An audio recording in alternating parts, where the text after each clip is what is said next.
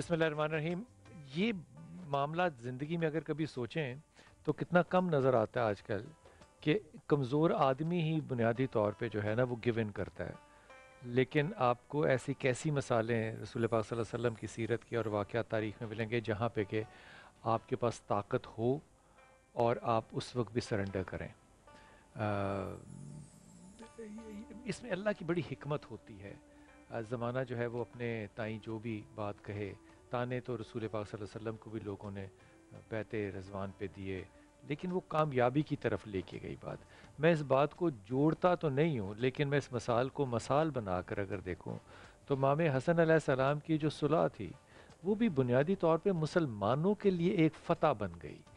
یہ فتح کا اندازہ شاید ان لوگوں کو نہ ہوتا ہو جو جنگجو ہوں یا میری طرح کم علم ہوں، لیکن ہر فیصلہ جو اس گھرانے پہ آتا ہے، دیکھیے اگر آپ کہیں گے نا کہ یہ فیصلہ یوں ہوتا تو یوں ہوتا، آپ بنیادی طور پہ، میں بڑے ادب کے ساتھ اپنے علماء کرام سے اجازت مانگ کے بات کہہ رہا ہوں، آپ تربیت پہ علی پہ نہیں، آپ تربیت پہ نبی کے اوپر کوشچن کر رہے ہیں، جن کی تربیت جو ہے وہ نبی پاک صلی اللہ علیہ وسلم نے کی ہو، جنہوں نے اپنے نانا کے خطبوں کو چھپ چھپ کے رپیٹ کیا ہو، اور ماں جب کہہ رہی ہو کہ تم سنا کیوں نہیں رہے تو وہ کہے ماں ہمیں کوئی دیکھ رہا ہے.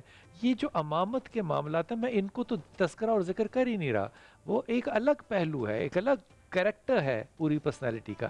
لیکن ان تمام شخصیتوں کی زندگی کے جو فیصلے ہیں ان فیصلوں کو ایک طرف رکھنا اور ان فیصلوں کے پیچھے جو کردار ہے اور اس کردار کو جو بنانے والا ہے، میں ادب سے، عاجزی سے، دعا کے ساتھ یہ کہوں گا خدا کے واسطے اپنے بیٹوں اور بیٹیوں کے ہیروز جو ہیں ان کو تبدیل کریں.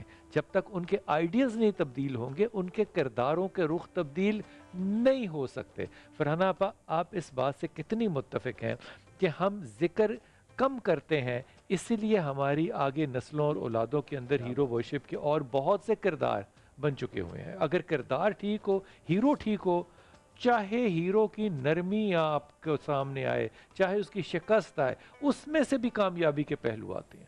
بسم اللہ الرحمن الرحیم. آپ نے بڑی اچھی بھی تمہید باندھی پوری بات کی، تو اس میں ایک چیز میرے ذہن میں بھی آ رہی تھی کہ ہم جن نواسے رسول کی بات کر رہے ہوتے ہیں یا خدا نخواستہ کوئی یہ جرت کر رہا ہوتا ہے کہ کسی فیصلے پہ کوئی بات کر سکے، جو کہ بہت غلط بات ہے، تو وہ یہ کیوں بھول جاتے ہیں کہ یہ وہ نواسے ہیں جنہیں رسول کریم صلی اللہ علیہ وآلہ وسلم نے جن کی انگلیاں پکڑ کے ان کو چلنا سکھایا تھا. تو جن کی انگلیاں رسول پاک صلی اللہ علیہ وآلہ وسلم نے پکڑی ہوں، کیا انہیں کوئی گرا سکتا ہے؟ بے شک. ایسا تو ہو ہی نہیں سکتا نا. تو جہاں تک بات ہے کہ جو تربیت انہوں نے لی، جو کام انہوں نے کیے، اور وہ ایک جو شخصیت ہمیں سامنے نظر آتی ہے، تو یقیناً یہ وہ گھرانہ، یہ تو بہت بہت بڑا گھرانہ ہے. ہم تو جب بات کرتے ہیں رسول پاک صلی اللہ علیہ وآلہ وسلم کے صحابہ کرام کی، تو ان میں ہمیں ایسی شخصیات مجھے مل ایک جاتی ہیں. شخص نے ڈاکٹر صاحب کہا، یہ میں آپ سے شیئر کرتا ہوں کیونکہ ادھر اتنا زیادہ قابل لوگ بیٹھے ہوئے ہیں نا، تو میری طرح کے کمزور لوگ، میں خواتین کے حوالے سے کہہ رہا ہوں، علم میں نہیں، کمزور ہے نا، اللہ نے نازک بنایا. میں کہتا ہوں کہ یہاں پہ اگر غور فرمائے نا تو آپ کو علی نظر آتے ہیں حسین میں، نبی نظر آتے ہیں حسن میں. کیا بات. بے شک. یہ کردار سازی جو ہے نا یہ بڑی واضح ہے. ہمیں وہ کردار سازی کے پہلو جب نبی کی بات کرتے ہیں تو نبی نے آخری حد میں جا کے تلوار اٹھائی جہاں پہ اس کے علاوہ کوئی بات ہوئی نہ. اس سے پہلے آپ اگر مدینہ کی مساق مدینہ دیکھیں، نیگوسیشن ہے، اور کن کافروں سے نیگوسیشن ہے کہ الامان ہے، اور وہ بھی آپ کی حفاظت کریں گے، آپ بھی ان کا ساتھ دیں گے. یہ کریکٹرائزیشن آج علماء کم کرتے ہیں یا تاریخ میں ہی کم ہے، یا کیا وجہ ہے کہ یہ ہمارے آئیڈیلز، رولز، تاریخ ہمارے سامنے اتنی واضح کیوں نہیں ہے؟ دیکھیے جو ہم بات کر رہے ہیں نا بھی کردار سازی کی اور امام کی بات کر رہے ہیں، تو ان کے ہر کام میں حکمتیں ہیں. ایک میں آپ کو چھوٹی سی مثال دوں، جو ہم امام کے دسترخوان کی بات کرتے ہیں، تو کیا آپ سمجھتے ہیں کہ دسترخوان صرف اسی لیے بچھایا جاتا ہے کہ لوگ کھانا کھا کے چلے جائیں؟ کیا بات ہے. انہوں نے دسترخوان اس لیے بچھایا کہ صرف انہوں نے مومنوں کو، مسلمانوں کو اکٹھا نہیں کیا تھا، انہوں نے کسی کے لیے منع نہیں کیا تھا کہ کوئی آئے اور کھانا نہ کھا سکے.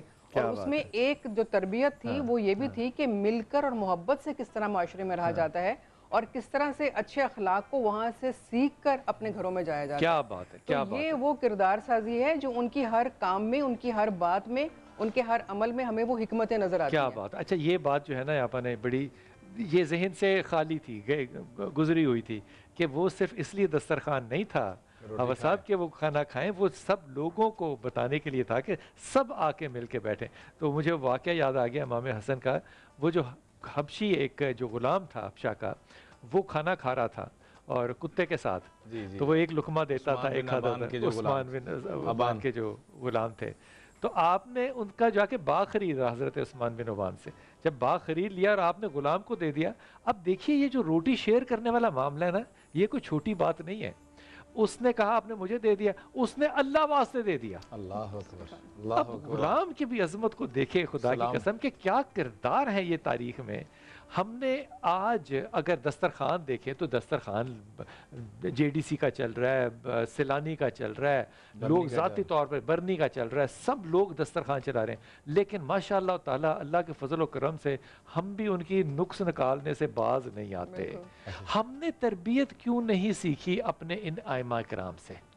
اس کی بنیادی وجہ یہ ہے بلال بھائی کہ جب امت کے اندر یہ معاملہ ہو جائے گا کہ قرآن جن کے بارے میں صحابہ کرام کے بارے میں کہہ رہا ہے رحماء بینہم، کہ وہ آپس میں جڑے ہوئے تھے، جب امت ان میں سے کوئی کمیاں کوتاہیاں نکالنے کی کوشش کرے گی تو ہمارے آپس میں اللہ کی قسم کبھی بھی اتفاق نہیں ہو سکتا.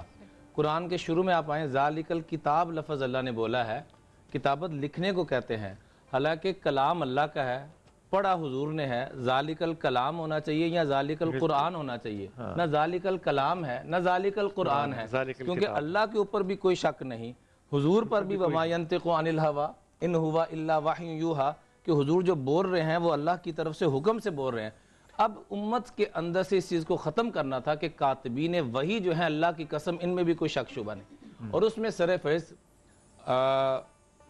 سیدنا امیر معاویہ رضی اللہ تعالیٰ عنہ جو خال المسلمین ہے، جو وقفے سے پہلے بھی بات ہو رہی تھی، میں بڑے ادب سے گزارش کروں گا کہ آقا علیہ الصلوۃ والسلام کی صحیح حدیث ہے کہ 30 سال خلافت چلے گی، اس کے بعد رحمت والا برکت والا حکومت کا معاملہ آئے گا. صحابہ سے اللہ نے وہ معاملہ بھی دکھانا تھا قیامت تک کے لیے کہ اگر بعد میں حکمران آ رہے ہیں تو صحابہ نے کیسی حکومت کی. اس کے بعد جب یزید کا معاملہ شروع ہوتا ہے تو تباہی بربادی ہوتی ہے.